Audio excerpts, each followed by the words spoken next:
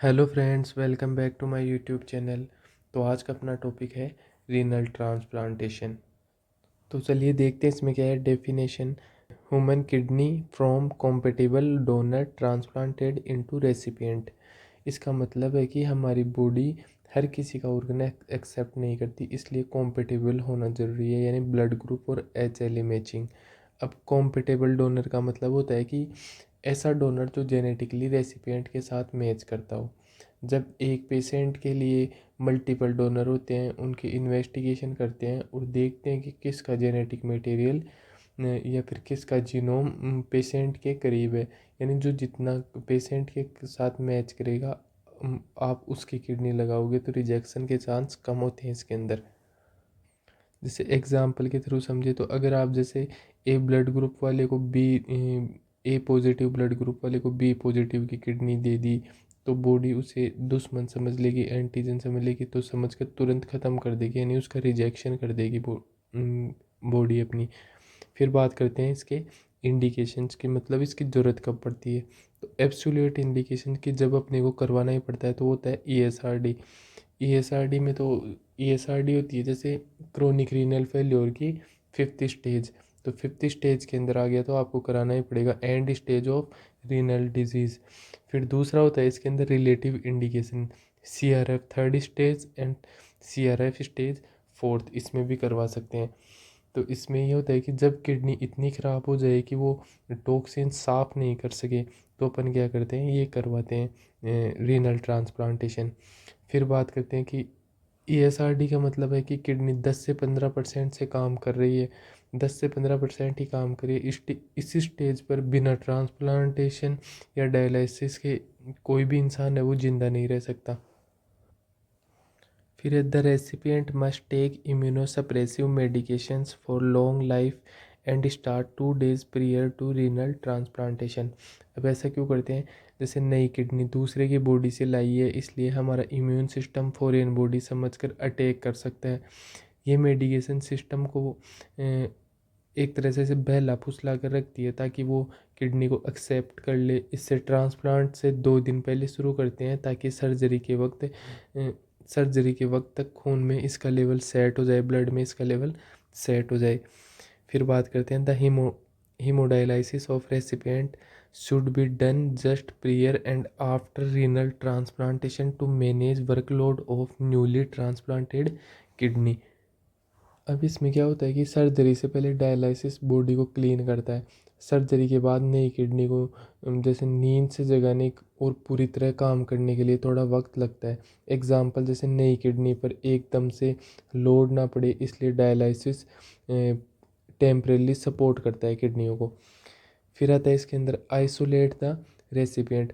अब isolate the recipient क्योंकि patient immunosuppressive drugs पर है, उसकी अपनी इम्यूनिटी ख़त्म हो चुकी है, एक छोटी सी छींक या गंदा पानी भी उसे भयंकर इन्फेक्शन दे सकता है।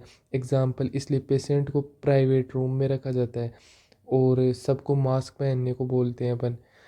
फिर आता है इसके अंदर prevent the recipient from infection. अब इन्फेक्शन से प्रिवेंट करना है, वही आ गया ये।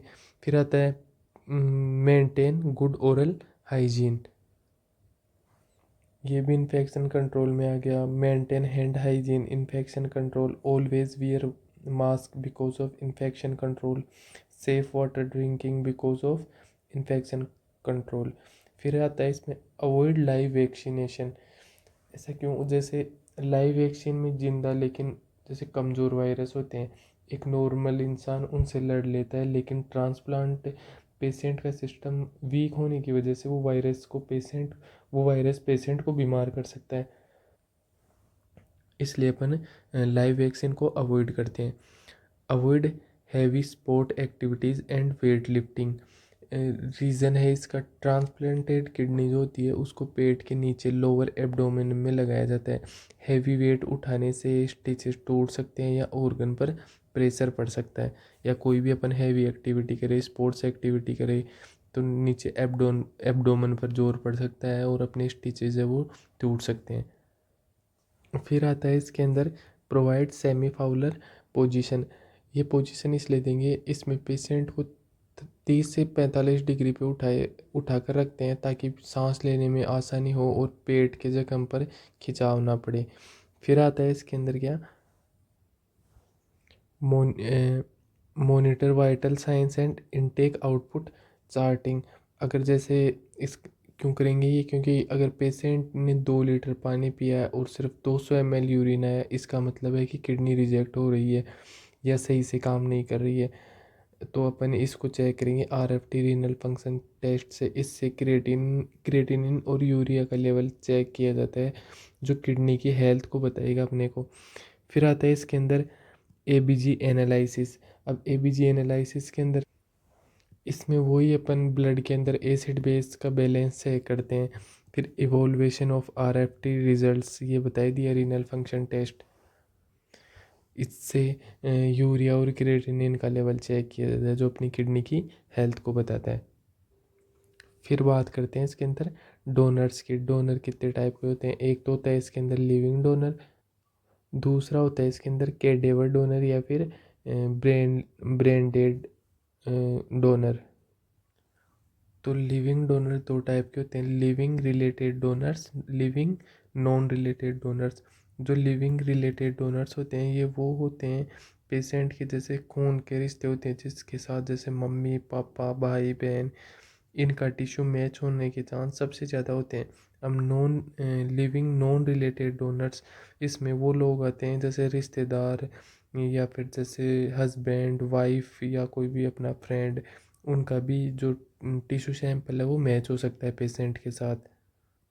अब इसमें सबसे ज़्यादा डिज़ायरेबल होता है वो होता है लिविंग रिलेटेड डोनर।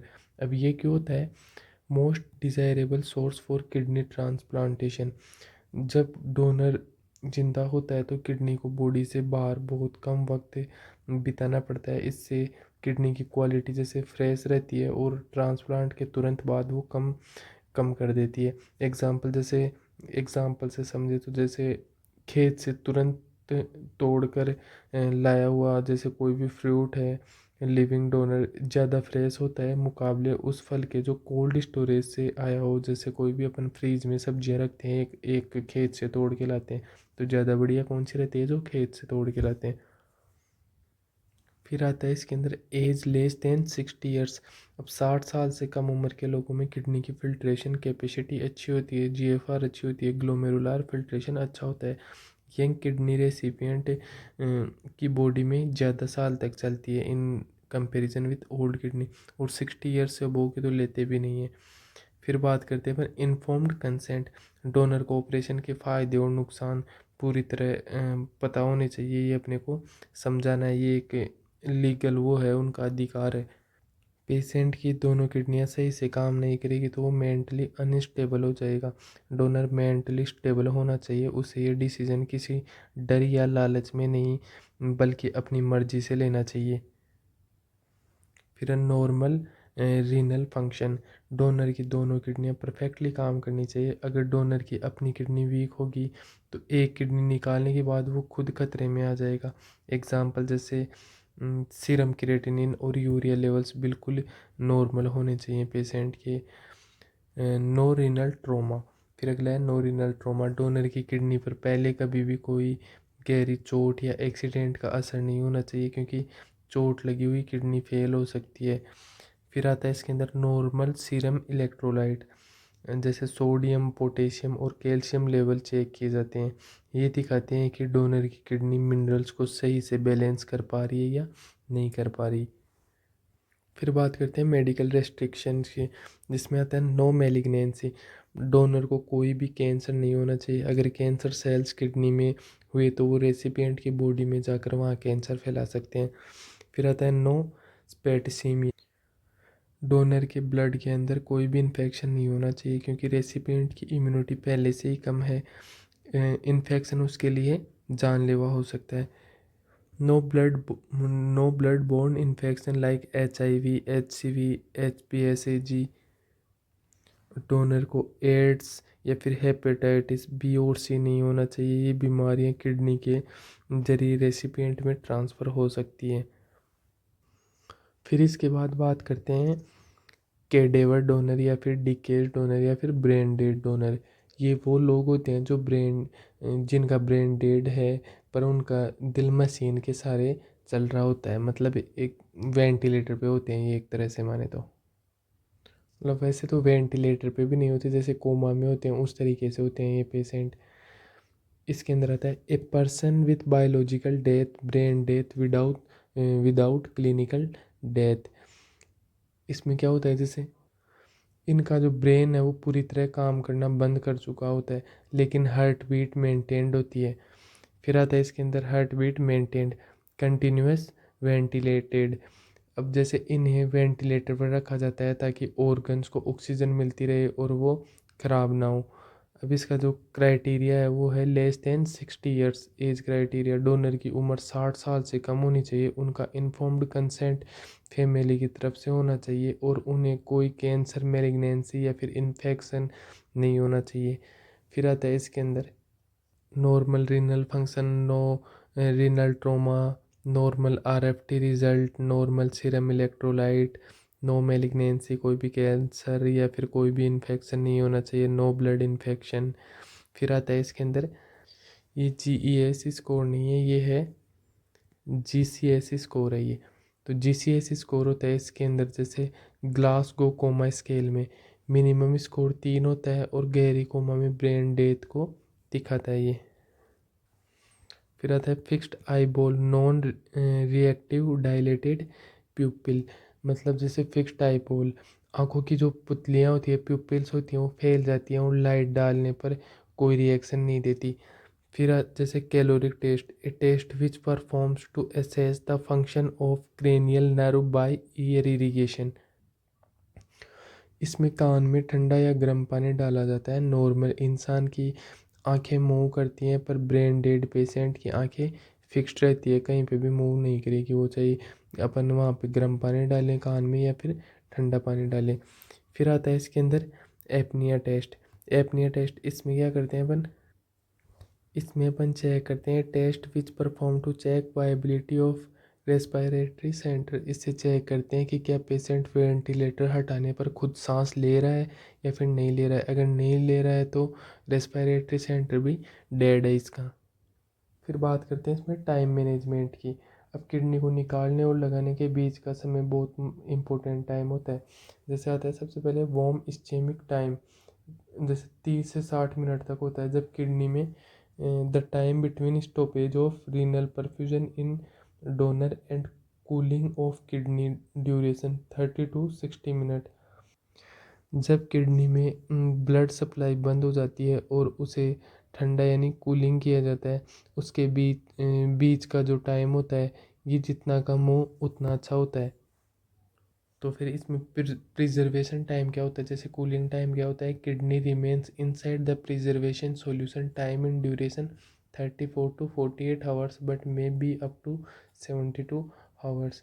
जैसे किडनी को एक खास सॉल्यूशन में 1 से 10 डिग्री सेल्सियस पर रखते हैं, ड्यूरेशन जैसे किडनी सॉल्यूशन में 34 से 48 आवर्स तक रह सकती है, पर ज़्यादा से ज़्यादा 72 आवर्स तक रह सकती है। इसके लिए अपन जैसे या तो विस्कॉन्सिन सॉल्यूशन होता है या तो वो, या फिर हाइपर मोलर सिट्रेट का इस्तेमाल होता है जो किडनी के सेल्स को मरने से बचाते हैं। तो प्रिजर्वेशन सॉल्यूशन क्या हो गए, विस्कॉन्सिन सॉल्यूशन या फिर हाइपर ओस्मोलर सिट्रेट। फिर बात करते हैं अपन सर्जिकल प्रोसीजर की। जैसे ऑपरेशन कैसे होता है, तो सर्जरी के दौरान नई किडनी को कहाँ और कैसे लगाते हैं। तो प्रोसीजर क्या है इसका, kidney grafted into right iliac fossa. नई किडनी अक्सर पेट के नीचे दाएं हिस्से में जैसे लोअर एब्डोमेन में लगाई जाती है। फिर है ureter anastomoses with urinary bladder. इसमें क्या होता है कि यूरेटर को यूरिनरी ब्लेडर से जोड़ा जाता है ताकि यूरिन पास हो सके। इसमें जैसे राइट आर्टरी को तो राइट एक्सटर्नल इलियक आर्टरी से जोड़ा जाता है और राइट वेन को राइट एक्सटर्नल इलियक वेन से जोड़ा जाता है। फिर बात करते हैं इंसिजन पैटर्न की, कर्वीलीनियर राइट लोड मोरिस इंसिजन।